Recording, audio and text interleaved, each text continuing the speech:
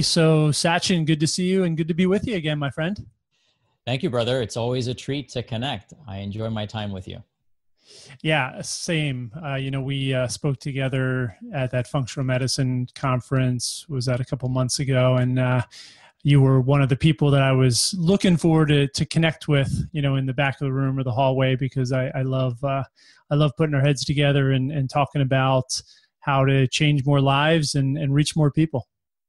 Absolutely. It's always a pleasure. It's always good to connect with people who are doing it and a few steps ahead on the journey. I always love picking your brain and gleaning off the information you've collected. And I admire your service to your community and your tribe. It really does inspire us practitioners as well. So thank you. Thank you. And likewise, I want to talk a little bit about some of the things that you put out there in a few minutes. I'm going to go through your Instagram feed and ask you about some of the quotes that you put out there because I love them. But before we get into that, I would just love to talk to you about your practice and what you're up to. So what's new? What are you working on now? Well, great question, Brian. I mean, what's not new, I guess, is the best way to put it. So we, proudly just finished fully constructing our hospital in Uganda, and it's up and running. And we just started building an orphanage in the same village. So we've got two projects kind of overseas that we're working on right now and are, making us very proud to be able to pay things forward. Clinically, we continue to see great success with our patients, continuing to broaden the scope of our practice. We've introduced a very effective weight loss program to help people shed some of those unwanted pounds. And we're seeing patients lose, 25, 30 pounds in a month. So that's going really well. And then we've also got our practitioner training that we're doing. So right now we coach about 150 practitioners all over the world. And we just did a live event for them. We're doing another one in about 80 days from now. So we're super stoked and excited about that. And so, yeah, lots of cool things going on. Thanks for asking. Absolutely. So I'd love to talk to you about your practitioner side and what you're doing, but let's talk about weight loss first, because I know one of the things I've always loved about you is you take a unique approach to everything. You don't necessarily just want to follow sort of a functional medicine pattern or something that's already being done. You like to look at things with new eyes, and I think bring your own unique approach to things. So with weight loss, how would you describe that? What do you do with clients who need to lose weight, and how do you look at weight, extra weight in the human body? Great question. So here's one of the things that I want to say from the very beginning, and I believe language and words are critically important. And we call it a weight loss program because that's the language that's familiar to people. But one of the first things that we actually do is we get people to understand that it's not weight loss. You're not going to lose it. You're actually going to metabolize it. So the program itself is called a metabolic reset program. And what we're essentially doing is we're kind of resetting the way people look at their lives. We're resetting their subconscious programming. We're resetting their digestive function. We're resetting their HPA axis, which is the hypothalamic pituitary adrenal axis, which for most people is shifted in the wrong direction, and it stays in that wrong direction. It's kind of like the light switch, right? I describe it as like sleeping with the lights on. Your environment and what you're trying to do, when they aren't matched properly, then that's when disease starts, right? So imagine it was dark all day while you were trying to work, and imagine it was bright all night and the lights were on while you're trying to sleep, right? So you have to have the right environment and the right stage in order for healing to take place, and your body has to be in the right state. So we start people with, resetting this parasympathetic switch. Parasympathetic means they're in a state of rest and healing and repair and regeneration. And then we also get them to remap the way they look at their health, right? Here's a common question that we get, or a response that we get from people when we ask the question: do you have excess weight and low energy? Because if you have excess weight, then you actually have more stored energy than someone who's thinner, right? So somebody who's 40 pounds overweight literally has more energy, that makes up their physical being than somebody who's 40 pounds lighter. It's the stored form of energy, though, which is like money in your savings account, that's not being utilized. And that happens from a result of two things. One, from hormonal signaling from the brain and central nervous system. And two, the ability to then metabolize the fats that are then released. So if you have hormones like cortisol, which are releasing fat from your body and from the stores and circulating into the bloodstream, well, that fat has to go into the cells and into the mitochondria to then actually be metabolized and turned into usable energy. So if you have excess weight and low energy, you don't have a weight problem. What you have is a metabolic problem or a mitochondrial problem. And so we start by looking at that and we reverse engineer. Okay, well, we know here's energy. How does the body create energy from food? Well, in order for that to happen, you have to have healthy digestion, right? You have to be able to absorb nutrients. You have to be eating the right nutrients. You have to be chewing those foods. So you create a parasympathetic response and you absorb more nutrition out of that food. Your digestive system has to be free of stealth infections, because stealth infections and pathogenic overgrowths or even overgrowths of healthy bacteria, that's going to eat all your food. Remember, this bacteria is very metabolically active, and essentially we eat their leftovers. So they eat first, we eat second. So we want to have good microbes in the gut. We also want to have good assimilation and absorption of nutrients. So we have to have a healthy gut so that our microvilli can absorb nutrition. So one way we heal the digestive system is actually by not eating. People say, well, what can I eat to heal my digestive system? Well, the most effective way to heal your digestive system is to actually not eat. So we do intermittent fasting with our patients, and we allow their digestive system and liver and pancreas and organs to start healing and regenerating, because under the current model of weight loss, which is eat all day constantly, what essentially happens is you never give these organs a break.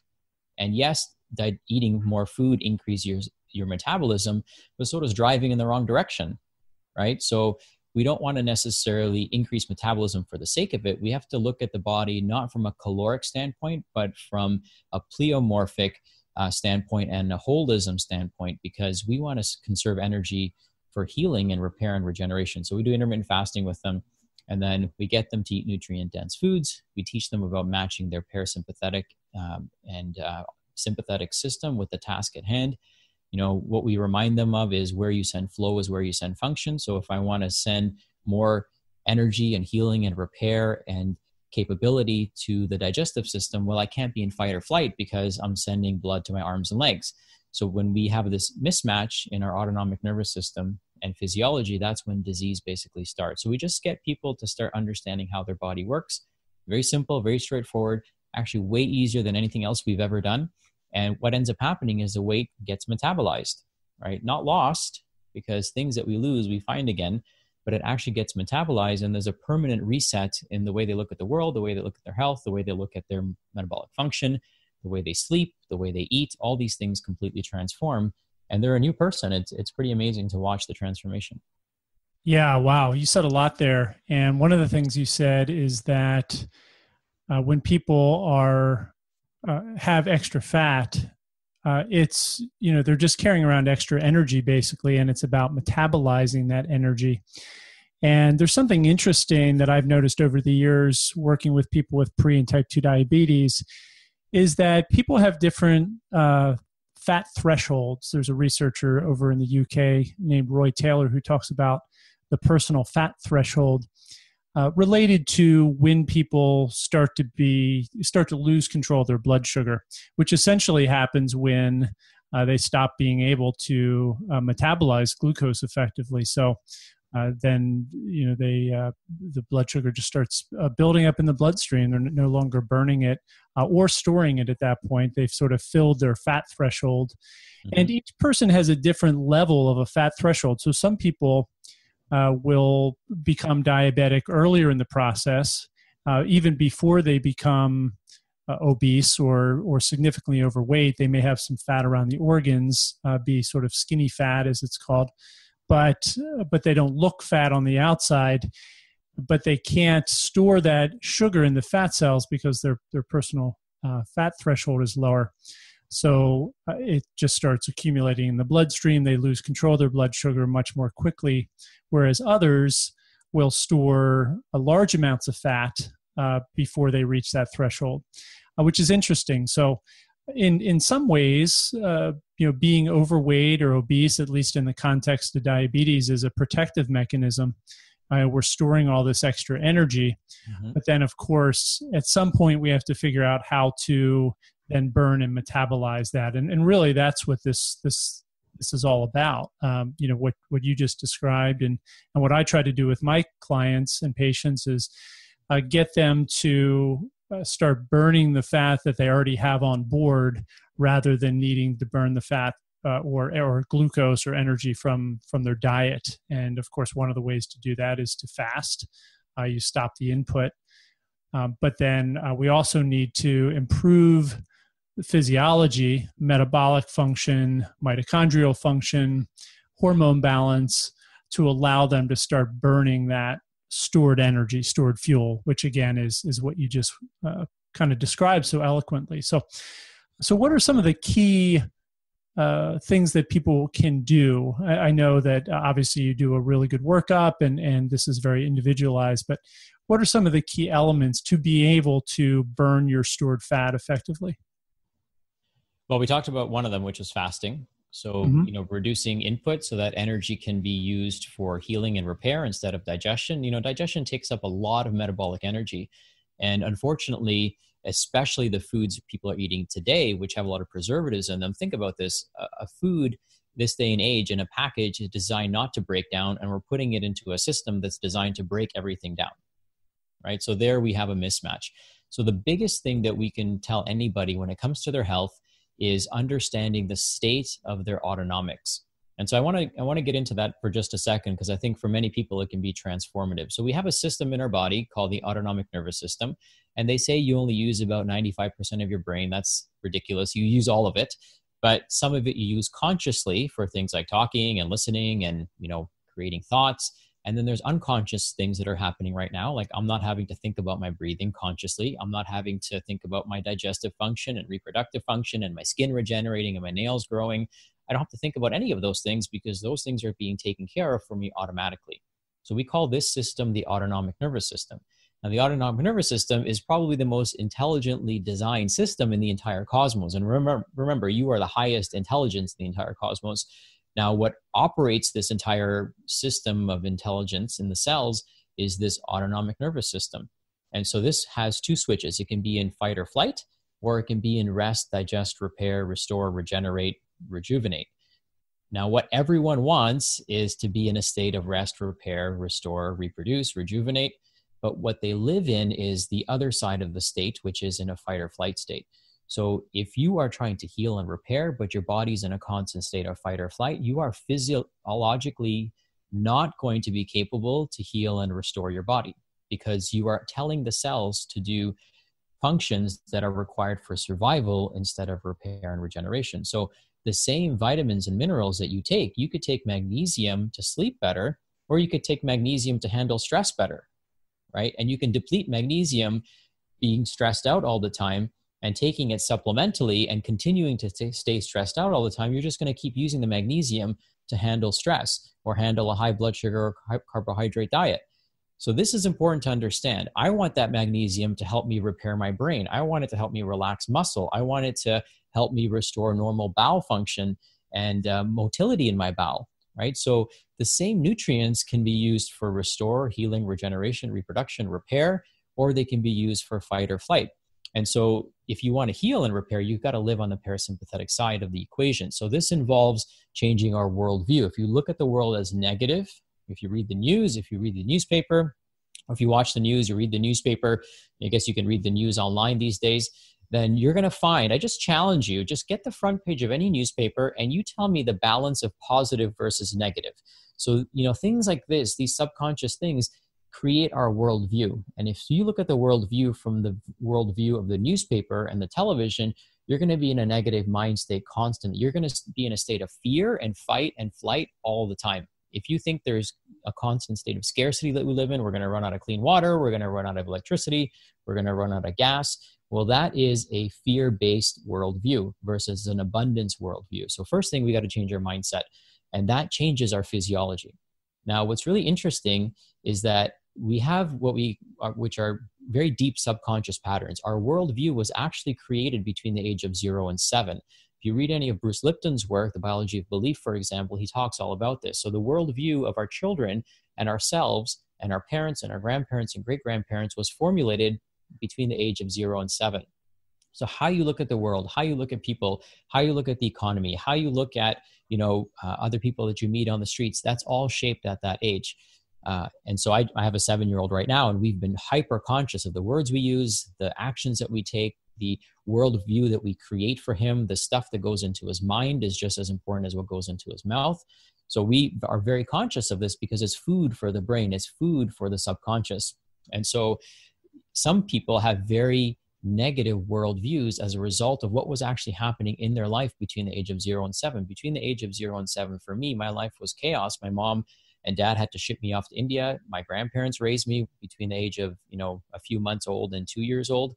And then, my parents lived in a true state of scarcity. So my financial mindset was a little bit broken, right? And that was all formulated through no fault of their own, but I was a victim of it. And so I had to remap all these things myself, okay, to go from a scarcity worldview into an abundance worldview. And when you change to an abundance worldview, your entire physiology changes. Now, here's the thing about the body. The body is self-healing and self-repairing. What's good for one part of the body, by default, will be good for the rest of the body. Our medical system makes you think that, hey, we're going to do something that's really good for one part of the body, and then you have a whole list of side effects because it's destroying other parts of the body. That's not how the body works. You're violating the laws of nature. It's like watering a plant and thinking it's going to be good for part of the tree, but it's going to destroy the other parts of the tree. It's going to be good for all of the tree. The same blood that we have goes everywhere. And the reason this is important is because when we change our physiology, the composition of our blood changes, the hormones in our blood change, the neurotransmitters in our blood change, which changes the actual function of the cells in our body. So our cells go from fight or flight, breaking things down, being in a state of fear and preservation. That same cell goes into a state of healing, repair, regeneration, reproduction, and rejuvenation. So it all starts up here. It all starts in the mind. And if we don't change this, then giving people supplements or changing their diet, doing all those things is not going to help because they're going to use the same nutrients to deal with life in a stressful fashion, right? I can put fuel in your car, but if your car is driving in the wrong direction, it doesn't matter what kind of fuel I put in it, right? So think of your mind as a steering wheel. Steer your thoughts, steer your life in the right direction, steer your worldviews. And if you catch yourself continuously being anxious or nervous, then we actually have a hypnotherapist on our staff that can put you in a state of trance, which is much like watching TV, right? People are like, oh my God, you're going to hypnotize me. Well, if you ever seen somebody watch TV, like a child, and you call their name like 50 times and you're yelling at them and they can't hear you, well, they're in a state of trance. So if you're not getting in there and reprogramming your brain, well, guess what? Somebody else is, right? This is why marketing companies spend billions of dollars trying to get in your mind, because that's the most powerful tool that you have. They're not trying to get in your wallet. They're trying to get in your mind, because if they get in your mind, they get into everything that you possess. They get into your worldview on health. They get into your worldview on finances. They get into your worldview of other people, of other cultures, of other countries. They get into your worldview of everything. So this is the most powerful tool that you have, and it regulates and controls every single part of your body. And if you're not willing to change this, then don't try to change your supplements. Don't try to change your doctor. Don't try to change your specialist. Don't try to change from allopathic to functional medicine to nutrition to all these different things. If you're not willing to change this, nothing's going to change for you. Wow. What a powerful concept. You have a great Instagram feed. And if you guys aren't on Instagram, I recommend getting on it just to read Sachin's Instagram feed. It's Become Proof, and search for it. It's well worth it, and follow it for sure. But one of the things that I had just pulled up as you were saying that is what we recognize and emphasize amplifies. Can you explain that a little bit in the context of what you were just saying? Yeah, a simple example I can give you is if you've ever had a zit, right? So imagine you've got an important date or you've got an important event coming up, and now you've got this like blemish, right? And what that little thing, that little pore, that little inflamed pore can amplify to become your entire focus for that entire day or 2 days or however long this obstacle is in your way. And so I use that as a very simple analogy for us to understand, like, we forget about everything when we have something that we're focused on, especially if it's a blemish, right? Like for me, for example, like I'll get them once in a while, and it's like your whole like focus completely changes. Right. And so it's so just like that, like it can emphasize, we can turn this tiny little blemish into a mountain. Right. And how much energy we give to something is what amplifies it. right? Life is all about energy. So the highest and, the highest form of energy is our thought energy, right? I don't know if you're familiar, if the listeners are familiar with something called cymatics. It's cymatics. If you look at cymatics, what you see is vibration organizes matter. So sound organizes matter. Right now, my voice is organizing the air in a specific way, and it's organizing the vibration of your ear, which is then organizing energy and impulses in your brain, which is then going into parts of your memory and creating, this dialogue, right? So my voice is just vibrating air, and not just, but it's vibrating air, which is quite powerful when you think about it. But there's frequencies above and below the frequency that the human ear can hear, because it's not tuned to those frequencies, that organizes matter in higher levels of complexity. So our thoughts, which are the most complex thing, our brain, which is the most complex form of matter that we're aware of, vibrates at the highest frequency. That's just a rule of nature. The higher the frequency, the higher the level of organization and complexity. And so a simple example I can give you guys is this. So this is going to go into what we emphasize, amplifies. So one of the things that I've been doing with my son is I've convinced him, and this is 100% true, that we can communicate through ESP with each other. Okay. So think about that time where you pick up your phone and you're about to call your wife or someone that you need to get on the phone with, and it could be the most random person and they're calling you. Okay. Or you think of someone and then a few minutes later you get a text from them. Okay. You email someone and they're in the process of emailing you. Now, when I want my wife to call me, I just mentally tell her to call me, and 8 times out of 10, she'll call within 5 minutes. Okay. So this is a capability. Most people will say, oh my God, that's crazy. It's not crazy. It's a capability, right? If you are convinced that it's crazy, then you will never develop it, right? If I think it's crazy that people squat, 200 pounds, I'm never even going to try to do it. I'm never even going to develop the onset of developing that skill, because I think it's something that we're incapable of, right? So when we start developing this, especially from a young age, we can really start fine-tuning this skill, and we can make things happen. Our thoughts can organize matter in the most complex ways possible. We can organize scenarios and situations. It's not by fluke that we're on this call together, right? It's not by random chance. It's all by organized creation through the thought process. So a challenge that I give everyone that's listening to this, because some of you probably think I'm crazy, is I want you to just for 5 seconds, put everything away, you're putting everything down, and I want you to think of the first 3 or 4 people that pop into your head, and I want you to send them a quick text message, a Facebook message, an email. You don't even have to know what to say to them. You can say, hey, you know what? I was thinking about you. I just wanted to let you know I appreciate you. Have an awesome day. Simple thing. And I guarantee that at least half of those people were thinking of you. And they're going to message you back and say, oh my God, you won't believe this. I was just talking about you the other day. I was just talking about you, a few minutes ago. This happens all the time. When I tell my patients to start doing this, well, not my patients, but I don't see patients anymore. When I tell people to start doing this, their worldview completely changes, because they realize that they've had this capability all along. The thing you have to realize is people don't want you to know you have this capability, right? There's an interest in people not knowing how capable they are, because when you feel incapable, you are then dependent, right? So our entire system and economy is built on dependence, right? That's why they don't teach you how to take care of your health, your wealth, and how to grow your own food in school, because that's how they make you dependent when you're an adult. So the whole school system is designed, and we're going way off topic here, but I think it's relevant. The whole school system is designed to actually not teach you the things that you need to know in order to survive, so that you can become dependent and delegate those things to other people. So you have no clue how to take care of your health, no clue how to take care of your bank book or do taxes, and you have no clue how to grow your own food. So we can keep you sick and keep you dependent. We can keep you broke and keep you in debt. And then we can keep feeding you poison because you have no idea what real food is. Right? So it's all by design. People think the system's broken. The system's not broken. The system is completely fixed. It's exactly the way it was designed to be. It's doing exactly what it's designed to do. Wow. That's a scary thought, but I believe that's completely true. And, diabetes is a perfect example of that. People are just, once they get that diagnosis, they are set on a path towards multiple medications.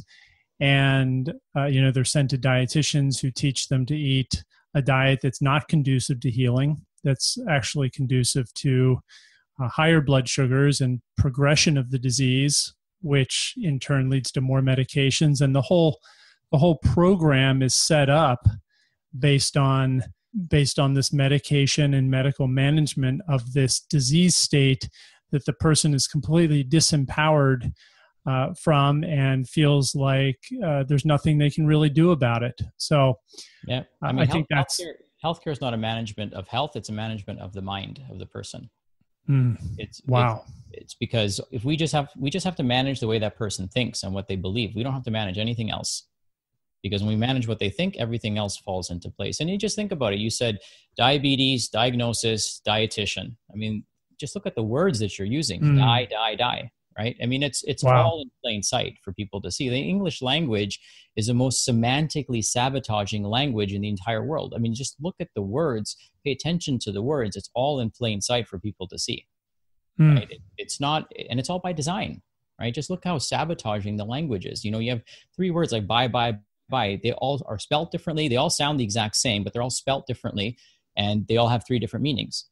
Right? You ever try to teach a kid the English language? It's so dumb when you think about it from a semantic standpoint, right? Semantically, it's one of the most broken languages. You know, when they were going to do computer programming, English was a very difficult language to use. They actually wanted to use Sanskrit, because Sanskrit is actually the most semantically correct language on the entire planet. There's no confusion.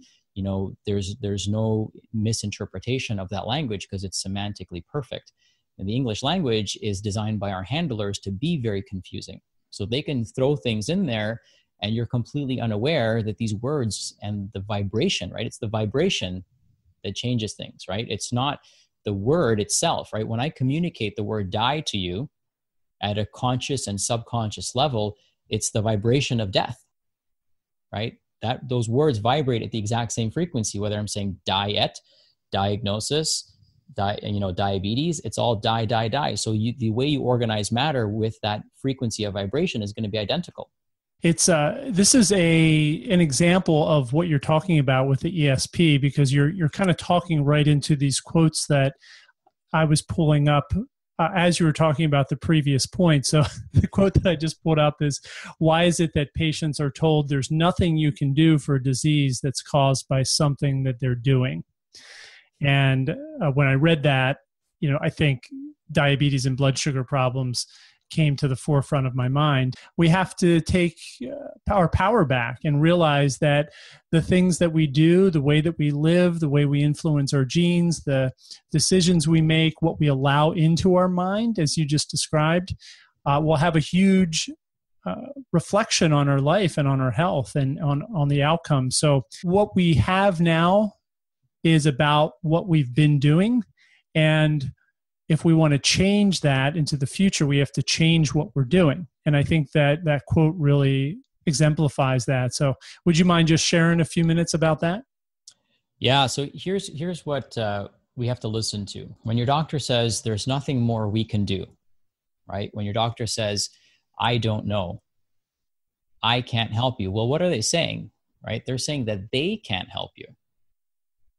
Right? So that means one of 2 things. You can help yourself, because they didn't say that. They didn't say that you can't help yourself. I've never heard a doctor in my entire life say, I'm sorry, you can't help yourself. Have you ever heard anyone say that ever? What do they say? They say, I'm sorry, I can't help you.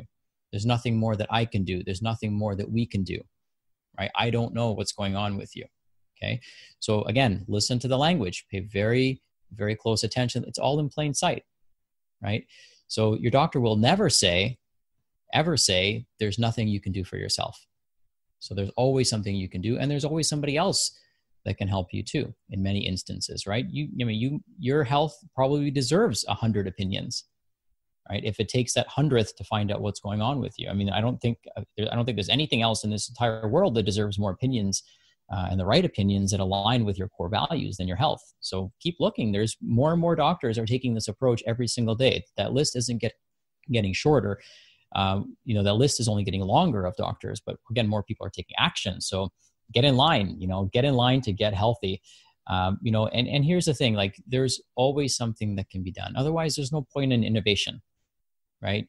Now, the way research is expanding we're actually learning more and more every single year. Every single minute, we're learning more and more and more. In a year, we'll probably learn more than we learned in the last like several centuries. You know, that's how fast information is expanding.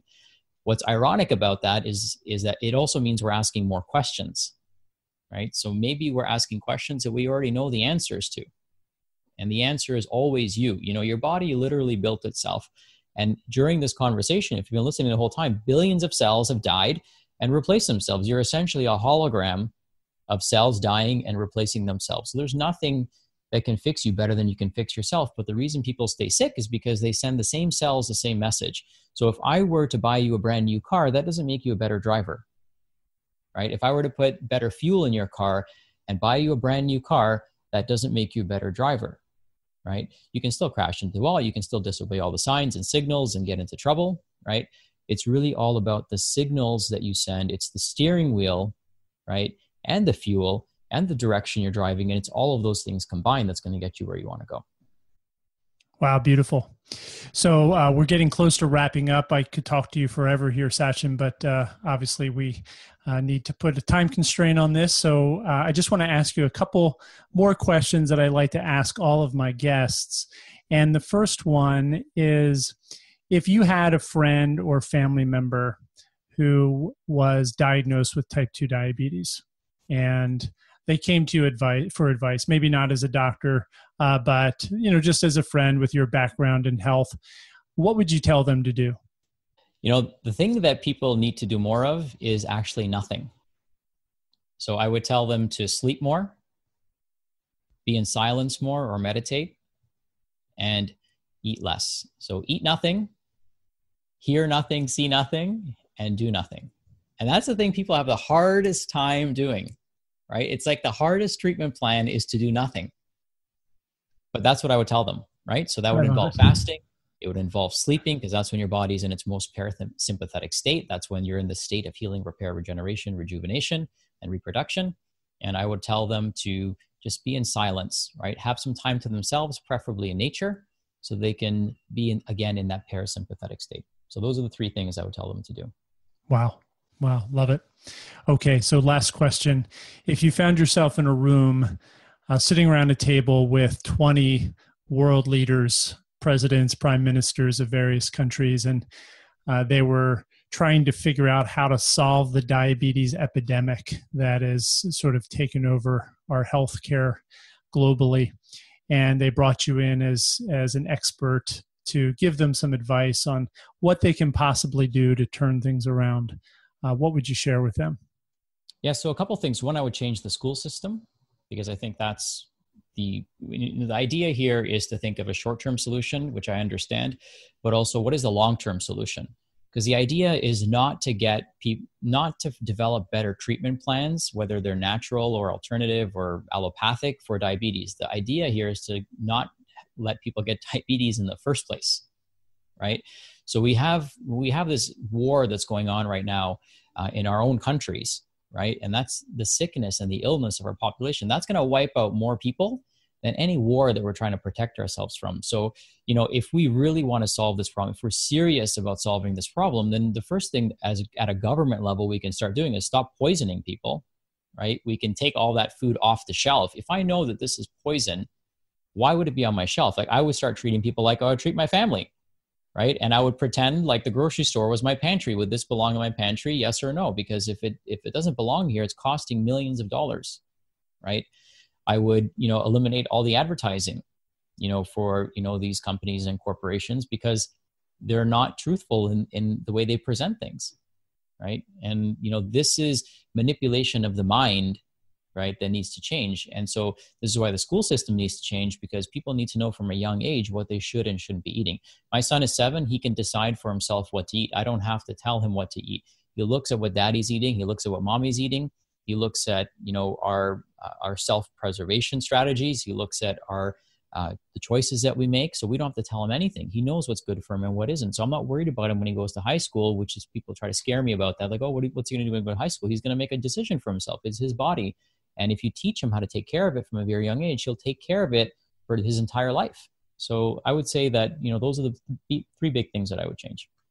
All right. Well, there you have it. Sachin Patel, thank you so much for being part of the Mastering Blood Sugar podcast. I really enjoyed our time here today, and I want to just honor you for the amazing work that you're doing. If people want to find out more, what's a good place for them to go? Sure. So they can certainly go to a free 30-day program that we've created. It's called 30 and 30. So if you go to www.30in30.org, you can learn more information and you go through an absolutely free 30-day program. You can check out our website at becomeproof.com. We always offer a complimentary phone consultation if there's ever a need for you to work with us or under our supervision, or we can also refer you to one of the 150 doctors that we've trained all over the world so you can find somebody preferably local to you. So those are the ways you can find us and connect with us. Certainly, you're welcome to follow me on Instagram at Become Proof and also on Facebook at Sachin Patel. So happy to connect with you. And Brian, thank you so much for having me on. All right. Thank you. And namaste, my friend. And thank you for being part of the Mastering Blood Sugar podcast. We'll be back next week with another expert interview.